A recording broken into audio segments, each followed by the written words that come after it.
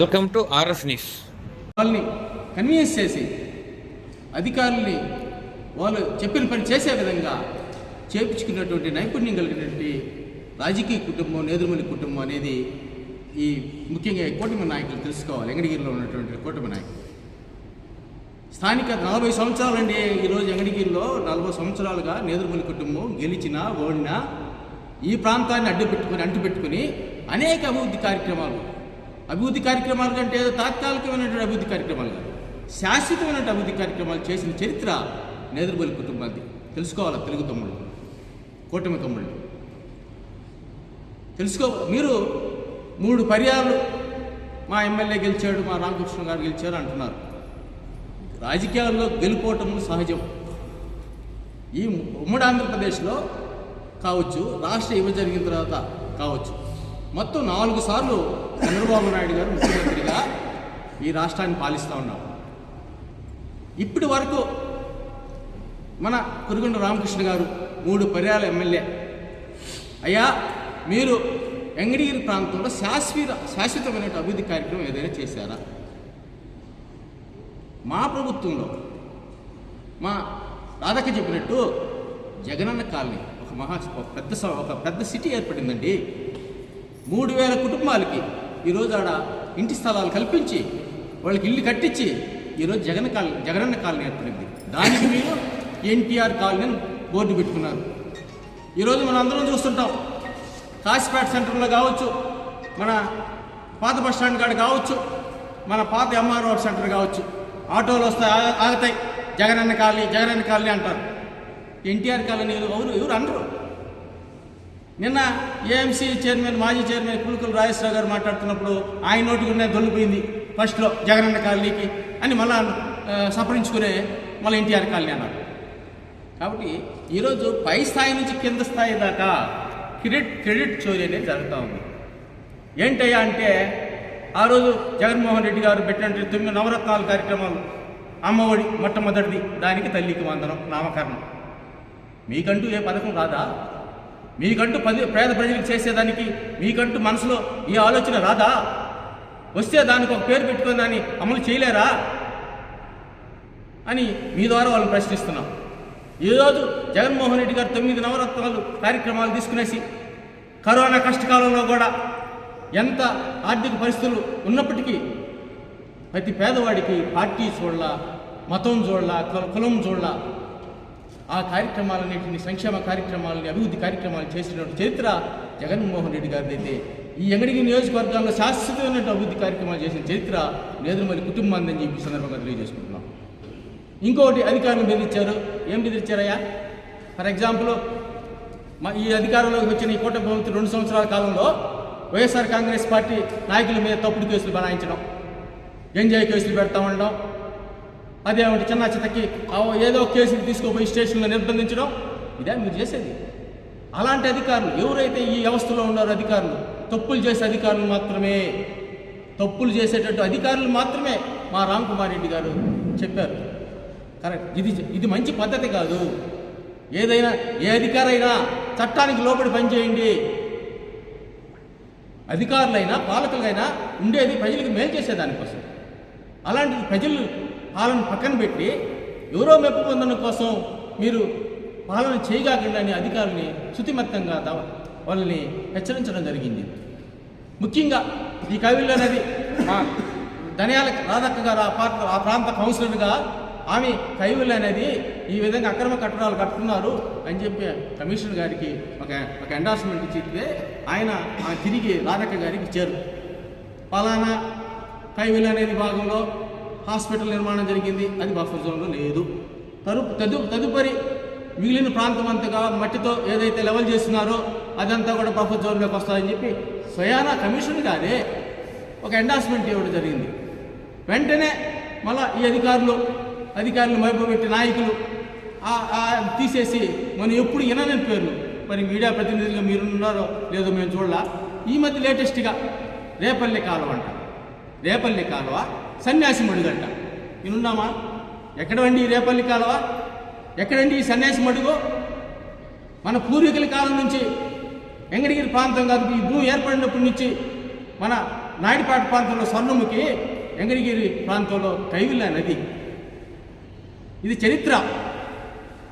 Irrigation బాబు గారు లేదంటే municipal శాఖ అధికారులు వాళ్ళు సొంతంగా రాసి రేపల్లి కాలువ లేదంటే సన్యాసి మడిగో అని రాస్తే ఎవరు చరిత్రని మార్చలేదు. అలాంటి అధికారులకు సూచించాడు, అలాంటి అధికారులు హెచ్చరించాడు. మీరు తప్పుడుగా రిపోర్ట్లు ఇస్తే ఈరోజు తాత్కాలికంగా దాంట్లో నిర్మాణాలు చేపట్టవచ్చు. రాబోయే కాలంలో వైఎస్ఆర్ కాంగ్రెస్ పార్టీ అధికారంలోకి వచ్చిన తర్వాత ప్రజల ఆస్తుల్ని ఎవరైతే దోచుకుంటారో, ప్రజల ఆస్తుల్లో ఎవరైతే అక్రమ కట్టడాలు కడతారో అవన్నీ కూడా మేము తిరిగి కూల్చివేస్తాం అని చెప్పారు. అంతేందుకు మన ఎమ్మెల్యే కుంగన రామకృష్ణ గారు అన్నారు, విశ్వోదయ కాలేజీ గ్రౌండ్లో ఎవరైనా రూల్స్ అతిక్రమించి బిల్డింగ్లు కడితే కూల్చేస్తామన్నారు. వెల్కమ్. దానికి మా నాయకుడు రామ్కుమార్ రెడ్డి గారు కూడా స్వాగతించారు. ఆ రోజు విశ్వోదయ కాలేజీ గ్రౌండ్ని, ఆ ప్రాంతాన్ని ముందున్నటువంటి ప్రాంతాన్ని వేలం ద్వారా ప్రభుత్వం వేసింది. ఎందుకు వేసింది? వెంకటగిరిని అన్ని విధాలుగా అభివృద్ధి చేయాలా అని ముందు చూపుతో ఆ రోజు పెద్దలు నేదుమల్లి జనార్దన్ రెడ్డి గారు, పెద్దలు రాజలక్ష్మి గారు 100 ఎకరాల్లో ఎడ్యుకేషన్ కాంప్లెక్స్ ఒకటి మన తిరుపతి రోడ్లో ఏర్పాటు చేయడం జరిగింది. అందులో భాగంగా ఇక్కడ ఉన్నటువంటి విద్యా సంస్థలు అక్కడ తరలించి అదొక పెద్ద ఎడ్యుకేషన్ హబ్గా తయారు చేయాలని మంచి ఉద్దేశంతో చేసినటువంటి కార్యక్రమం. ఒకరిని ఇబ్బంది పెట్టాలని కాదు, ముఖ్యంగా ఆ ప్రాంతంలో ఉన్నటువంటి యువతను ఇబ్బంది పెట్టాలని కాదు, వెంకటగిరిని అన్ని విధాలుగా అభివృద్ధి చేయాలని చెప్పి ఒక మంచి ఉద్దేశంతో తీసుకున్న నిర్ణయం. ఆ రోజు రాజలక్ష్మి గారు కూడా ఆ గ్రౌండ్లో అందరూ కూడా విద్యార్థులు వచ్చి అమ్మకి మొరపెట్టుకుంటే ఒకటే చెప్పింది, ఆ గ్రౌండ్ని మినహాయించి ఆ చుట్టుప్రక్కల ప్రాంతంలో ఏదైతే ఉన్నాయో అక్కడ ఎవరైతే వేలంపాట్లో పాల్గొన్నారో వాళ్ళందరూ కూడా అక్కడ కల్పించమని చెప్పారు. ఇదే రామ్కుమార్ రెడ్డి గారు వచ్చిన తర్వాత కూడా ఇదే రామ్కుమార్ రెడ్డి గారిని అక్కడ ఎవరైతే వేలంపాట్లు పాటుదారు ఇంటి స్థలాలు పొందారో వాళ్ళ యొక్క పరిస్థితి విని సబ్ కలెక్టర్ గారిని ఫీల్డ్ మీదకి తీసుకెళ్ళి అక్కడ పక్కన ఉన్నటువంటి స్థలం ఏదైనా ఉంటే ప్రభుత్వ స్థలం వాళ్ళకి అక్కడ ఏర్పాటు చేయండి అని చెప్పినారు రామ్కుమార్ రెడ్డి గారు. అది మీకు తెలుసో తెలియదు. మన ఒక జనసైనికుడు అంటున్నారు పాపం, ఆ జనసైనికుడికి మీ ద్వారా చెప్తున్నా, తమ్ముడు మన డిప్యూటీ సీఎం పవన్ కళ్యాణ్ గారు ఫారెస్ట్ మంత్రి, ఆయన పేరు లేదండి ప్రోటోకాల్లో. అట్ ద సేమ్ టైం మా తిరుపతి పార్లమెంట్ సభ్యులు గురుమూర్తి గారు కూడా పేరు లేరా. ఇది నగరవనం మేము తెచ్చాం అంటున్నారు. నగరవనం అయ్యా, ఆ నగరవనం తెచ్చింది, ఆ నగరవనం వచ్చింది జగన్మోహన్ రెడ్డి గారు ముఖ్యమంత్రిగా, మా రామ్కుమార్ రెడ్డి గారు ఇన్ఛార్జిగా 1.5 years ఉన్నప్పుడు నగరవనం వచ్చింది. అదేవిధంగా మేము అమృత 2 కింద ఆ రోజు రామ్కుమార్ రెడ్డి గారు జగన్మోహన్ రెడ్డి గారికి చెప్పి మరి ఆ రోజు కేంద్ర ప్రభుత్వం రాష్ట్ర ప్రభుత్వం 50-50 షేర్తో ద్వారా నిధులు ఏర్పాటు చేసుకుని వచ్చి ఆ రోజు 104 కోట్ల రూపాయలతో ఆ రోజు పెద్దలు రాజలక్ష్మి గారు వెంకటగిరి ప్రాంత ప్రజల దాహార్తి తీర్చడం కోసం 97 కోట్ల రూపాయలతో ఒక 30 సంవత్సరాల పాటు ఈ వెంకటగిరి ప్రాంత ప్రజలు నీటికి ఇబ్బంది పడకూడదని ముందు చూపుతో ఆ రోజు తీసుకొచ్చి 97 కోట్లతో సమ్మర్ స్టోరేజ్ స్థాపిస్తే దానికి అనుగుణంగా దాన్ని మళ్ళా విస్తరింపజేయాలని ఒక మంచి ఉద్దేశంతో మన రామ్కుమార్ రెడ్డి గారు 104 కోట్ల రూపాయలతో అమృత 2 కింద తీసుకురావడం, దాని టెండర్లు పిలవడం, అదేవిధంగా మన మున్సిపాలిటీ పరిధిలో దానికి శిలాఫలకం కూడా వేశారు. అంతలోపు ఎలక్షన్ కోడ్ రావటం, వాటిని ఆపేయడం జరిగింది. దాంట్లో ఎవరు కాంట్రాక్టర్ అనేది కూడా ఉంది. ఈ టెండర్లు జరిగినాయి, దాన్ని కాంట్రాక్టులు కూడా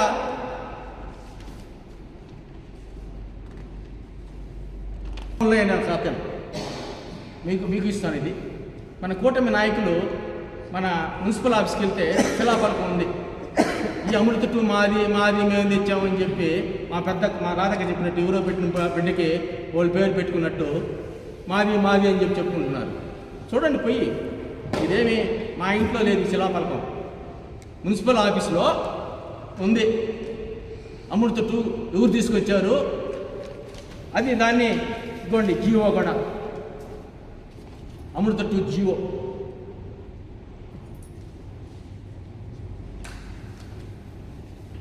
కాగితం తీసుకొచ్చి చూపించినారు, ఇది జీవో అండి. ఎప్పుడు వచ్చింది ఇది ఈ జీవో? 23/8/2022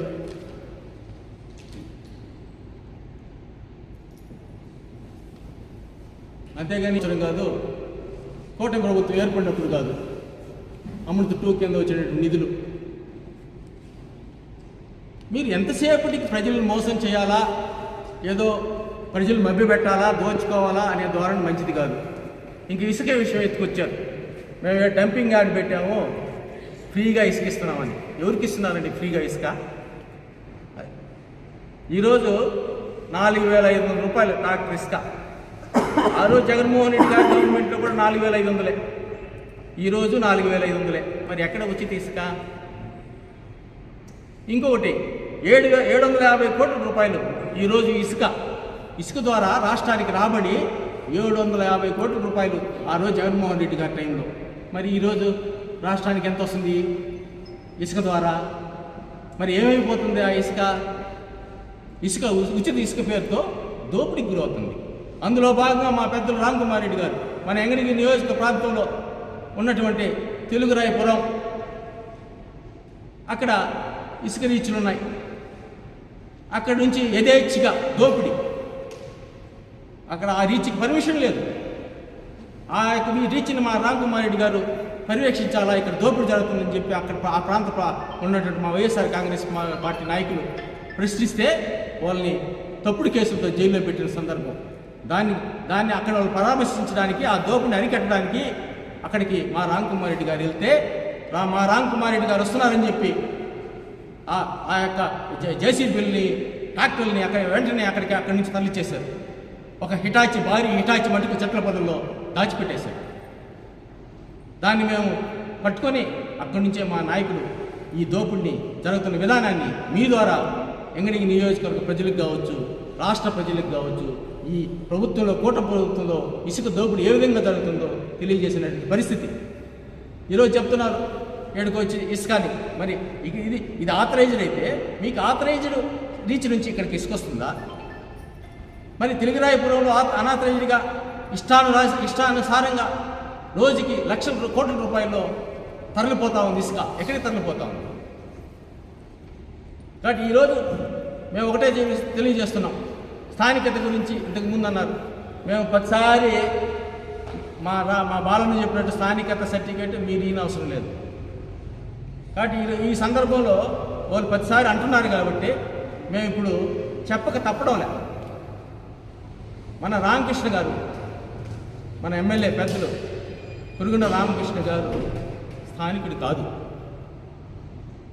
ఆయనది పుట్టుక చిట్వేలు మండలంలో అనంతపల్లి. ఆయన తండ్రి గారు రామకృష్ణ, మన ఎమ్మెల్యే పురుగున రామకృష్ణ గారి తండ్రి రామయ్య గారు చిట్వేలు మండలం అనంతపల్లి గ్రామ కాపురస్తులు. ఆయన తాలూకా బంధువులు కమ్మూరుపల్లికి వస్తే, కమ్మూరుపల్లిలో ఉంటే ఆ చిట్వేలు మండలం అనంతపల్లి నుంచి వలస వచ్చినటువంటి కుటుంబం మన కురుగుండ్ల రామకృష్ణ గారి కుటుంబం. మీరు స్థానికులా? మీరు ఎంగడిగిరి వారసులా? కాబట్టి ఒక మాట మాట్లాడేటప్పుడు కొంచెం విఘ్నతతో మాట్లాడాలి. ఈరోజు 40 సంవత్సరాలు నేదురుమల్లి కుటుంబం ఎంగడిగిరి ప్రాంతానికి వచ్చి గెలిచినా ఓడినా, ఎంగడిగిరి ప్రాంతాల ప్రజలు ఓడిపించినా ఇక్కడే ఉన్నారు. ఇక్కడ ప్రజా సమస్యలు పరిష్కరించే దిశగా వాళ్ళు ప్రయత్నిస్తూనే ఉన్నారు. ఈరోజు ఇక్కడ ఉన్నటువంటి నేదురుమల్లి భవన్ ఆ రోజు జనార్దన్ రెడ్డి గారు కట్టేటప్పుడు అడివి 40 సంవత్సరాల క్రితం ఇక్కడ ఇల్లు నిర్మించుకునేసి ఇదే 8వ వార్డులో వాళ్ళకి ఓటు ఉంది. ఏదైనా ఎమ్మెల్యే ఎలక్షన్ కావచ్చు, మున్సిపల్ ఎలక్షన్ కావచ్చు, ఇక్కడికే వచ్చి ఓటేస్తారు. తెలుసుకోవాలి. స్థానికుడు కాదని ఇప్పుడు మేము ఎమ్మెల్యే గారిని మీరు అంటున్నారు కాబట్టి మేము చెప్తున్నాం. కానీ వాస్తవంగా ఆయన ఎమ్మెల్యే గారిది చిట్వేలు మండలం అనంతపల్లి. వాళ్ళ తండ్రి రామయ్య గారు వలస వచ్చేసారంట కమ్మూరుపల్లి. మేము కూడా విచారించాం, ఏందబ్బా ఈ స్థానికత వీళ్ళు ఏం తెలిసి మాట్లాడుతున్నారా, తెలియకుండా మాట్లాడుతున్నారా పాపం అని. కాబట్టి తెలుసుకోండి, ఊరికే ఏదంటే అది మాట్లాడండి. అధికారుల్ని భయపెట్టే అధికారుల్ని ఇంకొక విధంగా పెట్టేటువంటి చరిత్ర నేదురుమల్లి కుటుంబానికి లేదు. ఈ రోజుకి నేదురుమల్లి రామ్కుమార్ రెడ్డి గారు ఏ అధికారితో మాట్లాడినా అంత పద్ధతిగా వాళ్ళకి విలువిచ్చి మరీ మాట్లాడు. వైఎస్ఆర్ కాంగ్రెస్ పార్టీ ప్రభుత్వం ఏ అధికారిని కూడా మేము దూషించలా, ఏ అధికారి మీద మేము దాడి చేయలా. కానీ ఇదే కూటమి ప్రభుత్వంలో ఈ 2 సంవత్సరాల కాలంలో ఎంతమంది అధికారుల మీద దాడి చేశారండి? ఎంతమంది అధికారులని వాళ్ళ మీద ఎంతమంది వాళ్ళ మీద దాడి చేయడం జరిగింది? మీడియాలో చూస్తూ ఉన్నాం మనం అందరం. ఒక ఎంఆర్ఓని కావచ్చు, ఒక డిఎస్పీని కావచ్చు, ఒక సిఐని కావచ్చు, ఒక ఎస్ఐని కావచ్చు, కలెక్టర్ని కావచ్చు, ఎంతమంది మీద మీరు దాడి చేయలేదు? ఆ సంస్కృతి మాది కాదు. ఆ సంస్కృతి నేదుమల్లి కుటుంబానికి లేదు, వైఎస్ఆర్ కాంగ్రెస్ పార్టీకి లేదు. గడిచిన 5 సంవత్సరాల కాలంలో అధికారుల్ని కన్విన్స్ చేసి చట్ట పరిధిలో ఏదైతే ఉందో అది చేయమన్నామే తప్ప చట్ట వ్యతిరేక కార్యక్రమాలకు మేము చేయమని కానీ ప్రోత్సహించడం కానీ చేయలా. అలాంటి చరిత్ర నేదురుమల్లి కుటుంబాన్ని కాదు. అధికారుల్ని ఎవరైతే వ్యవస్థలో కొంతమంది అధికారులు ఉంటారో, తప్పుగా వ్యవహరిస్తారో వాళ్ళని మాత్రమే హెచ్చరించడం జరిగింది. మీరు జాగ్రత్త. అధికారి పార్టీకి మీరు 10 పనుల్లో 4-5 పనులు చేయొచ్చు, కాదనం లేదు. కానీ అన్ని పనులు వాళ్ళు ఇష్టానురాజ్యంగా మీ ఉద్యోగాలకి భద్రత లేకుండా చేసుకోకండి. మీరు రేపు ప్రభుత్వం మారిన తర్వాత మీరు చేతులు కట్టుకునే పని చేయకండి. మీ కుటుంబాల గురించి కూడా మీరు ఆలోచించుకోండి అని. మున్సిపల్ కౌన్సిలర్గా నేను ఒకే ఒక ప్రశ్న అడుగుతున్నాను. ఇప్పుడు అమృత్ 2 అనేది ఎవరి హయాంలో శాంక్షన్ అయింది? మా హయాంలో, అంటే వైఎస్ఆర్ కాంగ్రెస్ పార్టీ అధికారంలో ఉన్నప్పుడు శాంక్షన్ అయింది అమృత్ 2 అనేది.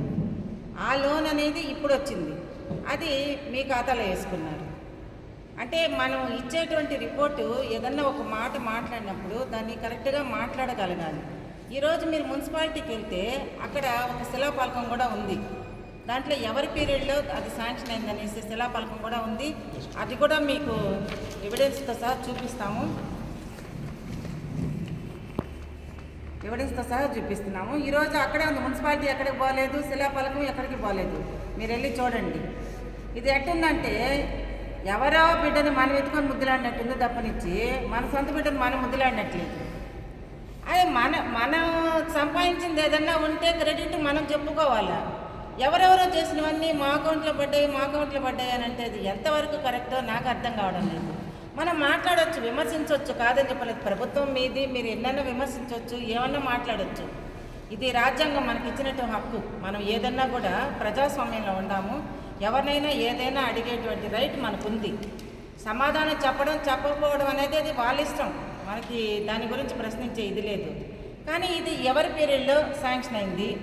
మీరు మీడియా మిత్రులందరూ కూడా మున్సిపాలిటీ మీటింగ్ జరిగినప్పుడు లేదు విడిగా కూడా వెళ్తుంటారు, అక్కడ శిలాఫలకంలో చూస్తుంటారు. ఒకసారి దాన్ని కూడా గమనించండి. తర్వాత అభివృద్ధి జరగలేదు అన్నారు. మా ప్రభుత్వంలో జగనన్న గారు లేఅవుట్ వేసిన తర్వాత జగన్ కాలనీ అనేసి ఒక కాలనీ వచ్చిన తర్వాత దాదాపు 2000 పైన ఇళ్ళు కట్టించడం జరిగింది. ఇంతకన్నా అభివృద్ధి అనేది ఎక్కడా జరగఉండదు. మీరు చెప్పుకోవచ్చు, దాంట్లో పోల్చుకుంటే కాలు భాగం అభివృద్ధి కూడా ఈ 2 ఏళ్లలో మీరు చేయలేదు. అది వెంకటగిరి ప్రాంత ప్రజలు కాదు కదా, రాష్ట్రం మొత్తం మీద కూడా చెప్తారు. జగనన్న పీరియడ్లో జగనన్న లేఅవుట్ అనేటువంటిది ఒకే చోట 2000 పైచిలకు మన వెంకటగిరిలో మనం ఇల్లు కట్టించి ఇచ్చామని చెప్పేసి చెప్తే అంతకన్నా అభివృద్ధి అనేది కనపడుతుందా? కనపడలేదు. వెంకటగిరిలో ఇంత పెద్ద వెంకటగిరిలో చేనేతలు అనేవాళ్ళు ఎక్కువ మంది ఉన్నారు. ఈ చేనేతలకి జగన్మోహన్ రెడ్డి గారు ఇచ్చినటువంటి హామీ ఏంటంటే సంవత్సరానికి 24,000 ఇస్తామన్నారు. మాట తప్పకుండా కరోనా టైంలో కూడా 24,000 ఇచ్చినటువంటి దాఖలాలు జగన్మోహన్ రెడ్డివి.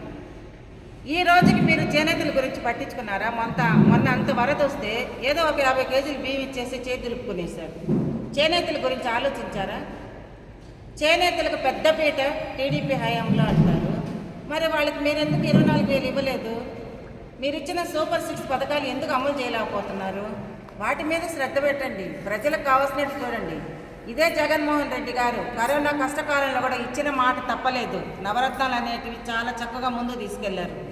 ఎక్కడ ఎవరికి కనీసం ఏ పార్టీ అనేది కూడా చెప్పిన ప్రతి కుటుంబానికి లబ్ధి కావాలి, ప్రతి పేదవాడికి సంక్షేమము అభివృద్ధి అనేది 2 సమానంగా జరగాలి అని చెప్పేసి అని పెట్టినటువంటి దాఖలాలు చాలా ఉన్నాయి. తర్వాత మనం ఇప్పుడు ఈ కైవల్య నది దాని గురించి మాట్లాడుతున్నారు. ఇప్పుడు నేను దాదాపు 2 సంవత్సరాలుగా నేను ప్రతి కౌన్సిల్లో నేను ఈ బఫర్ జోన్ గురించి నేను మాట్లాడుతున్నా. మీడియా సోదరులకు కూడా అందరికీ తెలుసు ఆ సబ్జెక్ట్ వచ్చినప్పుడల్లా.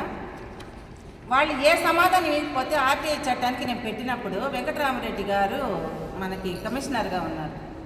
ఆయన చక్కగా ఇచ్చున్నాడు. దీంట్లో ఒక హాస్పిటల్ కట్టడం తప్ప మిగతా అంతా కూడా అక్కడ తోలిన మట్టి కానీ అన్నీ కూడా బఫర్ జోన్ పరిధిలోకి వస్తాయి. అది కైవల్య నది 50 మీటర్లు అనేది కూడా స్పెసిఫిక్గా దీన్ని ఇచ్చున్నాడు. ఇప్పుడు ఇది నది కాకుండా వాగు ఎలా అయిపోయిందో నాకు అర్థం కావడం లేదు. ఒక్కసారిగా నదిని వాగు చేశారు, ఓకే కాదన్న. అది మీ చాకచక్యమా మా చాకచక్యమా? ఎవరి అండ చూసుకొని ఈ విధంగా మార్పు జరిగింది అధికారులు? అదేమంటే అధికారులు బెదిరిస్తారు. అధికారులు బెదిరిస్తే బెదిరిపోయే పరిస్థితులు ఉంది ఇప్పుడు. అధికారులు బెదిరించి వాళ్ళని బెదరగొట్టి మేము పనులు చేయించుకుని ఇదే మాకుంటే మేము ఈ కాగితాలు ఎత్తుకొని మేము తిరగాల్సిన అవసరం లేదు కదా. ఏ అధికారిని బెదరగొట్టి ఎవరిని ఇబ్బంది పెట్టినాం మేము చెప్పండి? అభివృద్ధి అనేది ఎక్కడ ఆపినా? నిన్న ఎవరో ఒక ఆయన చెప్తున్నాడు నిన్న మీడియా దాంట్లో, అజెండా ఇస్తారు, దాంట్లో మీరు మినిట్ బుక్లో సంతకం పెట్టాలనేది కూడా తెలియడం వల్ల ఆయనకి. ప్రెస్ మీట్లో మీరు సంతకం పెట్టలేదు, అభివృద్ధిని ఆపారంటున్నాడు. ప్రెస్ మీట్లో మేము ఏ సంతకాలు పెట్టాలో మాకు తెలియదు. మీరు ఏదైనా మా దగ్గర సంతకాలు పెట్టించుకుంటున్నారా ప్రెస్ మీట్కి వచ్చిన వాళ్ళు? ఆయన అది చెప్పున్నాడు. ఒకసారి దాన్ని క్షుణ్ణంగా మీరు చూడండి నేను ఇచ్చిన మీడియా సమావేశంలో. అంటే ఒక మీడియా ముందుకు వచ్చేటప్పుడు మనం ఏం మాట్లాడుతున్నామా, అర్థం ఉండి మాట్లాడుతున్నామా, అర్థం లేకుండా మాట్లాడుతున్నామా కూడా తెలియడం లేదు. వాళ్ళకు కూడా మేము సమాధానం చెప్పాలి. ఒక కౌన్సిల్ మీటింగ్లో ఒక అజెండా అనేది మాకు పాస్ చేసినప్పుడు ఆ అజెండాని అక్కడ వాళ్ళు చదివినప్పుడు దాంట్లో మాకు నచ్చని అంశాలు ఏమన్నా ఉంటే మేము దాన్ని రిజెక్ట్ చేయొచ్చు. కానీ ఏ రోజు మేము రిజెక్ట్ చేయలేం. వాళ్ళు పెట్టిన ప్రతి అంశాన్ని మేము, ఎందుకంటే వెంకటగిరి ప్రాంత అభివృద్ధి, వెంకటగిరి ప్రాంత ప్రజల క్షేమం కోసము ప్రతి దాంట్లో ముందుండి నడిపినటువంటి కౌన్సిల్ మాది. మేము ఎప్పుడు ఎక్కడ ఎవరికి అడ్డం చెప్పిన సందర్భమే లేదు. కానీ మేము అభివృద్ధిని ఆపాము అన్నారు. ఎక్కడ ఆపాము? బహిరంగ చర్చకి సిద్ధమా అన్నాడు ఆయన. బహిరంగ చర్చ ఏందో, ఇక్కడ ఏం జరిగిపోయినాయి బహిరంగ చర్చ అభివృద్ధి గురించి? రండి, ఇందాక అన్న చెప్పినట్టు మీరు ఎక్కడికి వస్తారో రండి, మేము వస్తాం. అమృత్ 2లో 114 కోట్లు ఎవరు తెచ్చారు? ఎవరు వేసుకున్నారు? మాదేం చెప్పుకుంటున్నారు? చెప్పుకోండి. ఎవరు చేసిన మంచి పనిని ఎవరైనా కూడా అభినందిస్తాము. వెంకటగిరి ప్రాంత ప్రజల అభివృద్ధే మా ధ్యేయము. వెంకటగిరికి మీరు ఎంత చేసినా కూడా మేము ముందుండి మీతో పాటు సహకరిస్తాము. మేము ఎక్కడ అడ్డుకోము. స్థానికత గురించి మాట్లాడారు. స్థానికత నిర్ణయించాల్సింది వాళ్ళు, మేము, మనము కాదు, వెంకటగిరి ప్రాంత ప్రజలు. స్థానికతని నిర్ణయించాల్సింది ఆ ప్రాంత ప్రజలు. ఎవ్వరు ఇక్కడే 24 గంటలు మనకు కనపడతా ఉండాల్సిన పడలేదనమాట.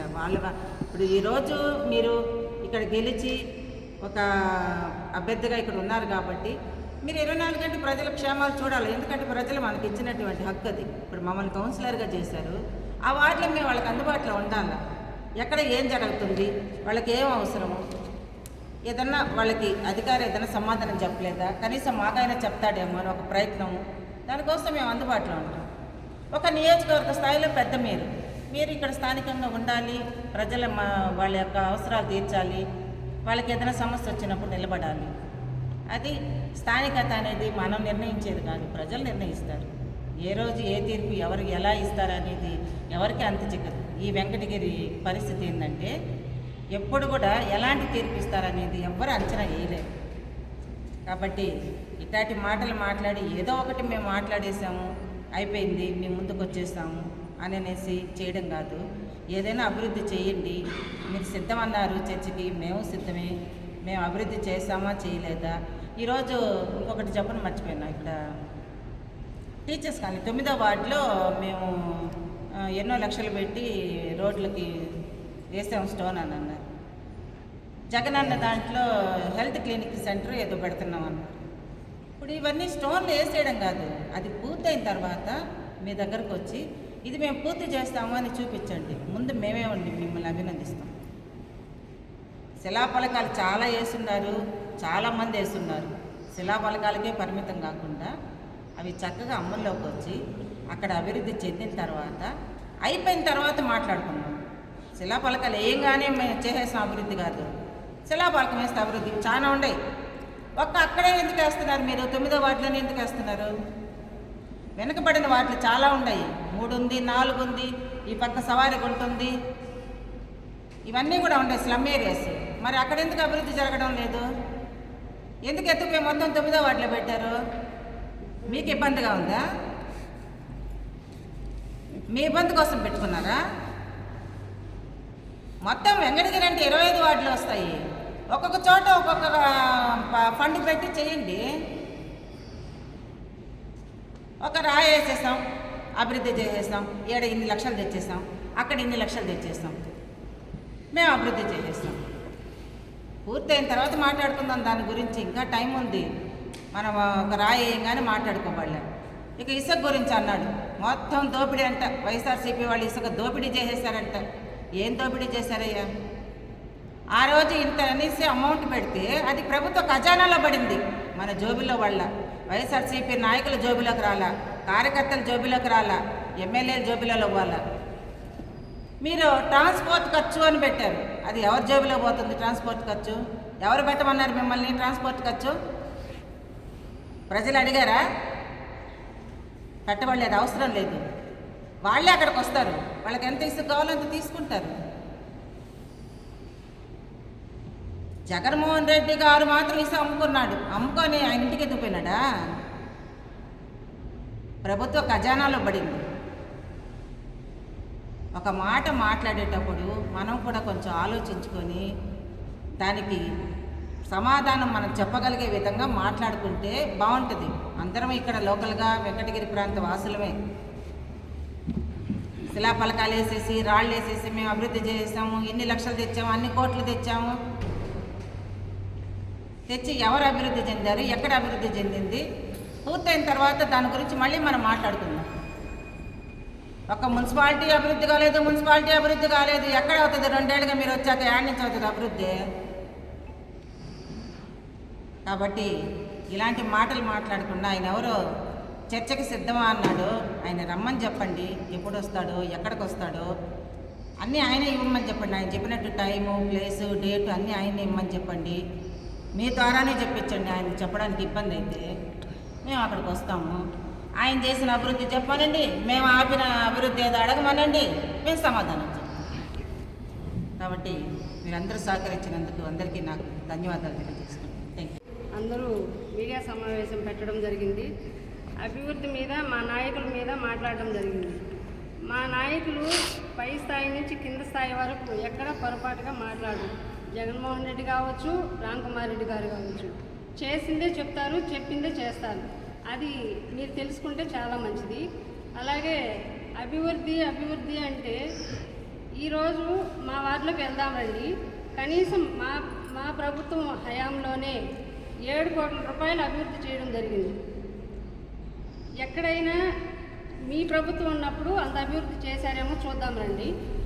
మీరు ఎవరు వచ్చినా అభివృద్ధి ఎక్కడ చేశామనేది కూడా మేము చూపించగలం. అలాగే పేద ప్రజలకి సంక్షేమ పథకాలు అనేటివి ఎంత సహకరించాయో, ఎంత వాళ్ళని బ్రతికించడానికి కరోనాలో సహాయపడ్డాయో, అలాంటి సంక్షేమ పథకాలు కరోనాలో అయినా ఏ ఒక్కటి ఆగకుండా ఈరోజు సచివాలయాల్లోకి వెళ్ళి ఎంక్వైరీ చేయండి. సచివాలయ బోర్డులు పెట్టాం మేము ఆ రోజు. ప్రతి సచివాలయంలోకి వెళ్ళి చూడండి. 30 కోట్లు 40 కోట్ల రూపాయలు సంక్షేమాలు అందించాం మేము. అది అభివృద్ధి కాదా అని మేము అడుగుతున్నాం. ప్రతి పేదవాడిని కాపాడడంలో మా ప్రభుత్వం ముందుండింది. ఆ రోజు మా నాయకులు కానీ మా ప్రభుత్వం కానీ ముందుండి వాళ్ళని బ్రతికించడం జరిగింది. కరోనాలో తిండికి కూడా ఇబ్బంది పడే వాళ్ళని కూడా సంక్షేమ పథకం చాలా ఆదుకున్నాయి. ఈరోజు ప్రతి సచివాలయంలో బోర్డులు ఉన్నాయి. మీరు పరిశీలించిన ఆ రోజు మేము చేసాము. ఈరోజు మీరు పోయి చూడండి. కోట్లు మేము సంక్షేమ పథకాలు అందించాము. కరోనాని కూడా లెక్క చేయకుండా జగనన్న ఇచ్చిన మాట కోసం నిలబడి ఇవ్వడం జరిగింది. అలాగే వెంకటగిరి మున్సిపాలిటీలో గతంలో ఇందిరమ్మ ఇళ్ళు బొగ్గుల మెట్లు ఇచ్చాము. తర్వాత జగనన్న ప్రభుత్వంలో వైఎస్ఆర్ కాంగ్రెస్ పార్టీ వచ్చిన తర్వాతే 2000 చిల్లర ఇళ్ళు పెద్ద లేఅవుట్ వేసి దాన్ని చదరం వేసి వాటర్ పైప్ లైన్ వేసి ఇవ్వడం జరిగింది. మీ హయాంలో ఒక్క ప్లాట్ కానీ ఒక ఇల్లు కానీ ఇవ్వడం జరిగిందా అని మేము అడుగుతున్నాం. ఈరోజు ఎక్కడైనా మీరు ఒక ఇల్లు ఇచ్చిన దాఖలా చూపించండి. ఇవన్నీ అభివృద్ధి కాదా? మీరు కనిపించడం లేదా? మీరు కళ్ళకు గంతలు కట్టుకుంటే దానికి మేమేం చేయలేము. కానీ ఒకసారి మీరు కళ్ళు తెరిచి చూస్తే వెంకటగిరిలో ఎవరు అభివృద్ధి చేశారనేది మీకు స్పష్టంగా తెలుస్తుంది. కానీ అది చెప్పుకోలేక మేం చేసామంటే అమృత 2 తెచ్చింది మేమైతే మీ ఖాతాలో వేసుకుంటే దాన్ని ఎవరు ఏం చేయలేరు. కానీ ప్రతిదీ మీరు మేం చేసామంటే అప్పుడు మీరు చూపించండి. ఇప్పుడు మా నాయకులు అన్నట్టు మీరు చర్చికి మేము వస్తున్నాము, మేము సిద్ధం అన్నప్పుడు మేము సిద్ధం చేసినప్పుడు మేము ఎందుకు భయపడతాము? మీరు చేయకుండానే మీరు సవాల్ చేస్తే మేము చేసిన వాళ్ళకి ఇంకా ముందుకు వస్తాము. మీరు టైం చెప్పండి, మేము చర్చికి సిద్ధంగానే ఉన్నాము, ఎవరు వెనకాడరు. మేము చేసిన అభివృద్ధి మీ కళ్ళకు కట్టినట్టు చూపిస్తాం. అంతేగాని మీరు ఏదో మా నాయకుల గురించి మాట్లాడము, మా నాయకులు ఎప్పుడు తప్పుగా మాట్లాడరు. అది గుర్తుపెట్టుకొని మా నాయకులు అడిగిన వాటికి సమాధానం చెప్పేలాగా మీరు చెప్పాలి. కానీ మీరేదేదో మాట్లాడుకుంటూ మన వెంకటగిరి గురించి మాట్లాడకుండా ఎక్కడెక్కడో గురించి మాట్లాడుతూ మీరు ప్రెస్ మీట్ పెట్టడం భావ్యం కాదని భావిస్తున్నాం. అలాగే ఈ అవకాశం ఇచ్చిన పెద్దలందరికీ ధన్యవాదాలు.